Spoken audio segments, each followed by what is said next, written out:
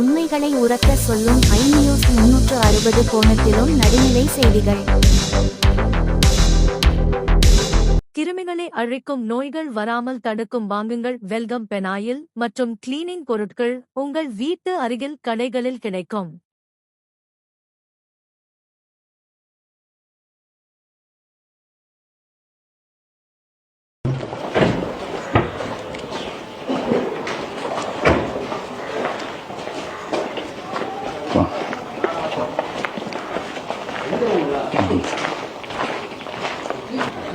எதுக்கு சார் இவ்வளோ police? Sir இங்கே மசூதிக்கு போகிறோம். தொழுகைக்காக போகிறோம் சார், வெள்ளிக்கிழமை இன்னைக்கு. ஆமாம் சார். அதில் வந்து பார்த்தீங்கன்னா சர் ஜமாத்து உங்களுக்கு தெரியும், 23 ஜமாத்தும் சேர்ந்து. சர் ஜமாத்துனா யார் சார்? ஜமாத்தோட கூட்டமைப்பு அவங்க கொடுத்துருக்காங்க 23. சர் ஜமாத்துனா யார்? அவர்கள் இஸ்லாமிய நம்பிக்கையின் அடிப்படையில் யாருன்னு கேட்குறேன் நான். ஒரு 23 மசூதியும் சேர்ந்து அவங்க ஒரு கூட்டமைப்பு வச்சு 23 மசூதி கூட்டமைப்பு வச்சிருக்கிறாங்க. ஜமாத்துக்கெல்லாம் சரிங்க சார். அவங்க வந்து பள்ளிவாசலில் வந்து வரக்கூடாதுன்னு சொல்லி ஒரு வந்து மனு கொடுத்துருக்காங்க. சரி ஆஃபீஸர்.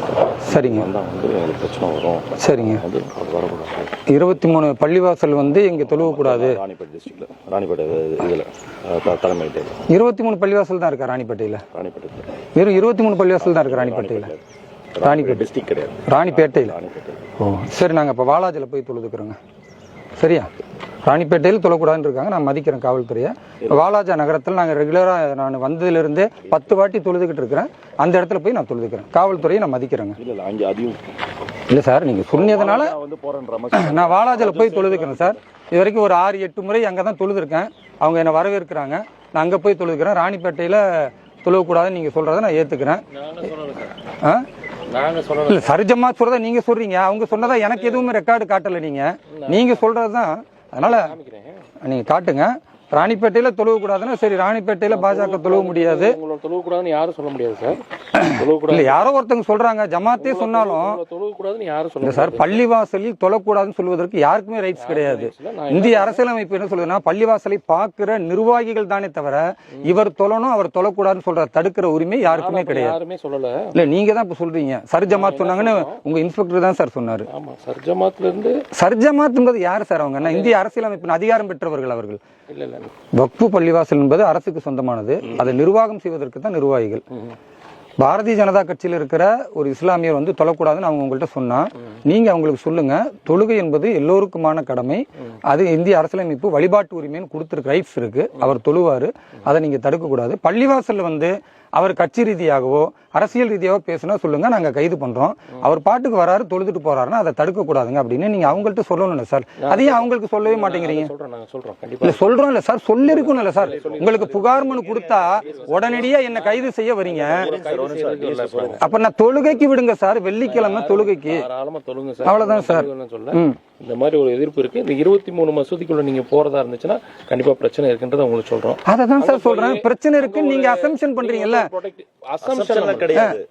அப்ப கண்டிப்பா என்ன தாக்குதல் நடத்துவாங்க நீங்க முடிவுக்கு வந்துட்டீங்களா? சரி சார், நான் அதை தான் சார் கேக்குறேன். அவங்க குடுக்கறது வந்து இல்ல சார், அவங்க குடுக்கறது சட்டப்படி தப்பு இல்ல. அது நீங்க போலீஸ் சொல்லணும். நான் என்ன சொல்றேன், இப்படி ஒரு கம்ப்ளைண்ட் குடுக்குறீங்க, சட்டவிரோதமானது இது. கொடுத்திருக்காங்க. இப்ப அங்க மசூதியில உள்ள அவங்க தரப்புல இருக்கக்கூடிய அந்த மக்கள் வந்து உள்ள கூட்டமா இருக்காங்க சார். அப்ப நான் கேக்குறது மெஜாரிட்டி மைனாரிட்டின்னு போலீஸ் முடிவு பண்ணுமா அல்லது சட்டத்தின் அடிப்படையில காவல்துறை முடிவு பண்ணுவீங்களா?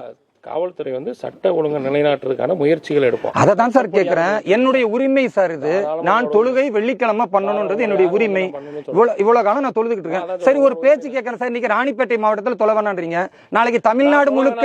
அட நீங்க தானே சார் இப்ப என்கிட்ட சொல்றீங்க. ஜமாத்த வந்து என்கிட்ட சொன்னாங்க. என்கிட்ட ஜமாத் வந்து சொல்லல, நீங்க தானே ஜமாத்துடைய ரெப்ரசன்டேட்டிவ் பேசுறீங்க. நீங்க தானே சார் பேசுறீங்க என்கிட்ட. இப்ப யாரு நிக்கிற? வெறும் போலீஸ் தான் சுத்தி நிக்கிறீங்க. இல்ல சார், நீங்க ஜமாத்து சொன்னிச்சுன்னு தானே சார் என்கிட்ட சொல்றீங்க. நீங்க வந்து நீங்க பேசுறது ரொம்ப தெளிவா பேசிட்டே இருக்கீங்க. ஆமா சார், பின்ன நான் தெளிவா பேசுறேன். என் உரிமைக்காக நான் பேச வேணாமா? நீங்க பேசுறது ரொம்ப கரெக்ட். நீங்க பேசிட்டே இருக்கீங்க. நான் சொல்ல வேண்டியது உங்களுக்கு சொல்லிட்டேன், உங்களுக்கு புரிஞ்சிருக்கும் சார். என்ன இல்ல சார், இல்ல சார் எனக்கு புரியல. அதுக்கு தான் கேக்குறேன். ராணிப்பேட்டை இருங்க சார். ராணிப்பேட்டையில இப்போ தொழ வேணான்னு 23 பள்ளிவாசல் சொல்லிட்டாங்க இந்த மாவட்டத்தில் தொழக்கூடாதுன்னு.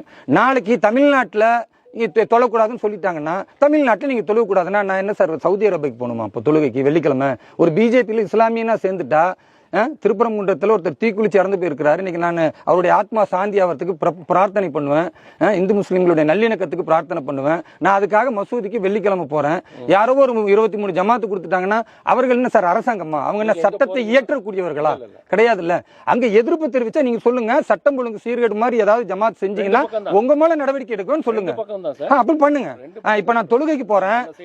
நான் சார் தொழுகைக்கு போறேன் சொல்றோம். ஆமா சார். அங்க போனீங்கன்னா ஒரு தேவையில்லாத ஒரு சட்ட ஒழுங்கு அப்படி யார் ஏற்படுத்துறாங்களோ அவங்களை கைது செய்யுங்க. அது உங்களுக்கு தெரியப்படுத்தும். கண்டிப்பா கண்டிப்பா சார். நீங்க அவாய்ட் பண்ணுங்கன்னு சொல்றோம். அதை நீங்க ப்ரொசீட் பண்ணீங்கன்னா நாங்களும் ப்ரொசீட் பண்ணுவோம். கண்டிப்பா சார். அது யார் தடுக்கிறாங்களோ, சட்டம் ஒழுங்கு யாரு மீறுறாங்களோ அவங்களை நீங்க கைது செய்யுங்க. ஜமாத்தார்களை கைது செய்யுங்க. அங்க பிரச்சனை வரும்ன்றத சொல்லியிருக்காங்க. அப்படி சொன்னாங்கன்னா நீங்க அவங்களை அரெஸ்ட் பண்ணுங்க சார். தப்பு சட்டப்படி நீங்க அப்படி சொல்லக்கூடாதுன்னு சொல்லுங்க. காவல்துறையோட ரகசிய தகவல் அதுதான். நீங்க அங்க போனீங்கன்னா கண்டிப்பா தேவை. அதான் சார், ராணிப்பேட்டை மாவட்டம் என்ன தொழக்கூடாதுன்னு நீங்க சொன்னீங்கன்னா அங்க போகாதீங்க, இந்த நேரத்துல போகாதீங்க சார். வெள்ளிக்கிழமை தொழுகத்துக்கு இந்த நேரத்துக்கு தானே சார் நான் போக முடியும்? எங்களுக்கு தொழுகை இந்த நேரம் தான் சார் கடமை. நான் ஒரு இஸ்லாமியன்.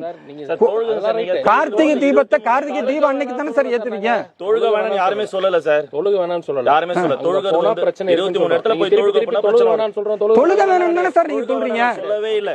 சரி, நாங்க தொழுகை போறோம் சார். பிரச்சனை வந்தா காவல்துறை பாதுகாப்பு கொடுங்க. சட்டம் ஒழுங்குக்கு பிரச்சனை வந்து பாதுகாப்பு கொடுக்கறது சார்.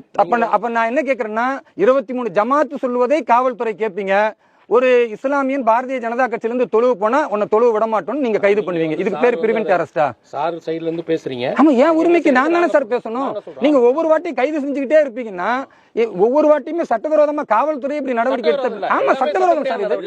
இது முழுக்க முழுக்க சட்டவிரோதம் சார். நீங்க ப்ரூவ் பண்ணலாம். சட்டவிரோதம் சார். என்ன சார் நியாயம் இருக்கு சார்? நான் கேட்கிறேன் சார். சார், அரசியலமைப்பு என்ன சொல்லிருக்கு சார்? வழிபாட்டு உரிமை. ஒரு தனி மனிதன் அவன் விரும்பிய இடத்தில் தொழுவதற்கு உரிமை இருக்கு.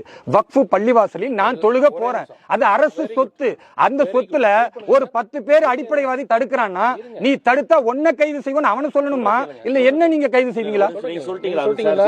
சொல்லுங்க சார். அடிப்படை உரிமை பிரகாரம் உங்களுக்கு இருக்குது ஆர்டிகல் 25 எல்லாமே எங்களுக்கு தெரியும். சரிங்க sir. All subject to reasonable restrictions. அந்த ரீசனபிள் ரெஸ்ட்ரிக்ஷன் தான் இது வராது சார். நாங்க சொல்றோம். சரி சார், நீங்க சரி. அப்ப ஒவ்வொரு வெள்ளிக்கிழமையும் என்ன நீங்க கைது செஞ்சுக்கிட்டே இருங்க.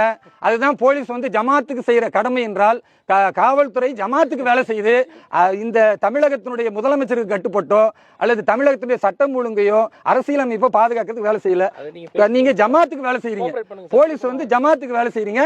ஜமாத்துக்காக வேலை செய்யுங்க.